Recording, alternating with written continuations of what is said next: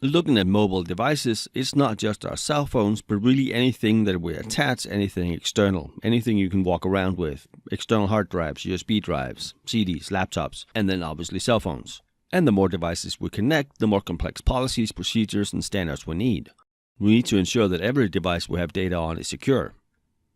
Most of our internal threats are not malicious people. They just don't know any better. They don't think about it, or they figured it wouldn't be that bad, or they wouldn't be found out. I know of a breach where the guy just wanted to go outside and have a smoke. He didn't want to have to go through the access point and the control and all that stuff, so he just took a back door, opened it, smoked, closed it. He'd been doing it for months. One night he forgot about it. He closed the door, but he didn't ensure that it was closed all the way, and someone was able to enter the building. He wasn't a bad guy, he was just lazy. Or another incident where personal health information was compromised.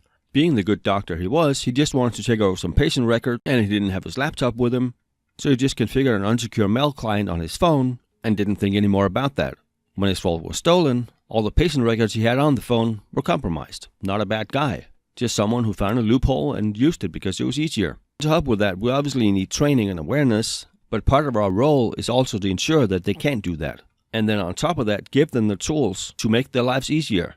All the doctor really needed was a secure web client, maybe full disk encryption on the phone. He would be all good. So for our mobile devices, we want to ensure that we have the policies and procedures and standards in place so we are more secure. We should lock down our USB ports, our CD drives, network ports, wireless devices, wireless networks, and disable auto run on any media that's inserted into a laptop or any other portable device.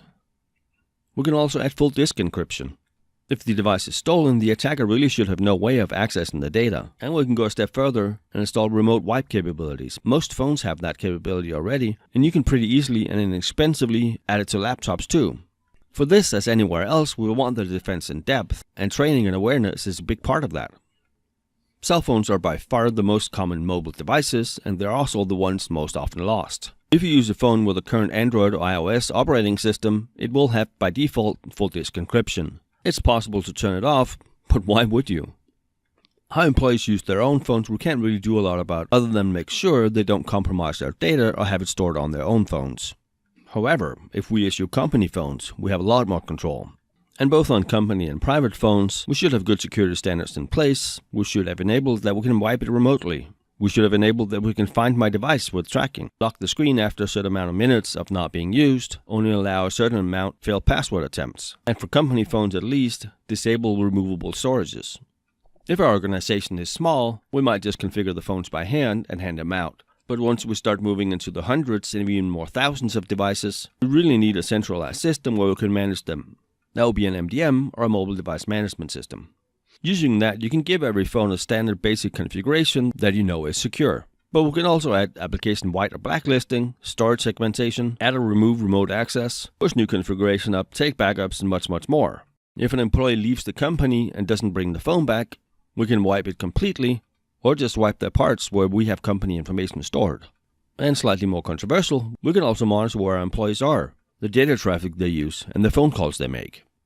If we in any way, shape, or form do that, they need to be told, and they need to sign a form where they agree to this before they get the phone. Laptops, smartphones, and tablets are great productivity tools, but just like anything else we have, they have to be secured properly or they're a liability.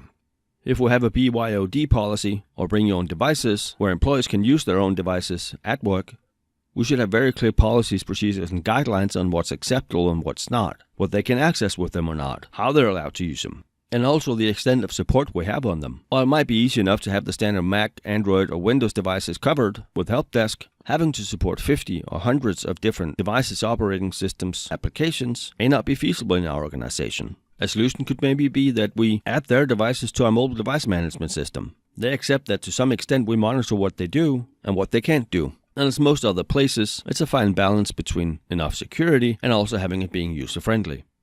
If we give them mobile devices, how do we ensure that we get them back after they're terminated or leave the company? If they use their own devices, how do we ensure there's no company data left on it after they leave? How do we ensure they don't go home and transfer to another device? How do we ensure that their devices have the latest patches, have antivirus? So before we add mobile systems to our networks or allow employees to bring their own devices, a lot of thought and consideration have to go into how we can do it securely enough for what we need, while still allowing our employees to do the job they need to do.